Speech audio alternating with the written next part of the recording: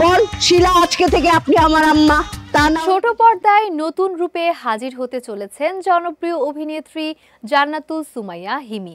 দীর্ঘ সময় ধরে হাসির নাটকে দর্শককে আনন্দ দিয়ে আসলেও এবার তিনি ভিন্ন ধরনের চরিত্রে নিজেকে প্রমাণ করতে যাচ্ছেন। হিমির নতুন নাটকের নাম মায়ের শাসন, যা রচনা ও পরিচালনা করেছেন মহিন খান। নাটকে কেন্দ্রীয় চরিত্রে রয়েছেন মা ও মেয়ে। মায়ের চরিত্রে আছেন মনিরা আক্তার মিঠু এবং মেয়ে হিসেবে দেখা যাবে হিমিকে। গল্পের মূল উপজীব্য হলো মায়ের ভালোবাসা, ত্যাগ, ধৈর্য এবং শাসনের প্রভাব। হিমি বলেন, এটি আমার অভিনয় ক্যারিয়ারের একটি ভিন্নধর্মী কাজ। দর্শক এখানে নতুন এক হিমিকে দেখবেন। শুধু চরিত্র নয়, গল্পটিও ভিন্ন রকম, যা আমাদের চলমান জীবনের প্রতিফলন। নাটকে একজন মায়ের কঠোর মনোভাব এবং সন্তানের ভুল পথে পা বাড়ানো নিয়ে তার শাসনের গুরুত্ব সুন্দরভাবে তুলে ধরা হয়েছে।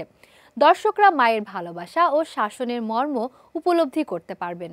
মনিরা আক্তার মিঠু ও হিমির পাশাপাশি নাটকে অভিনয় করেছেন রকি খান, রিমু রোজা খন্দকার, আলমগীর হোসেন, মুহিত তমাল, ফয়াজ ফারাবি, মাফিয়া বিথি, মিনু সিরাজ সহ আরও কয়েকজন অভিনেতা অভিনেত্রী।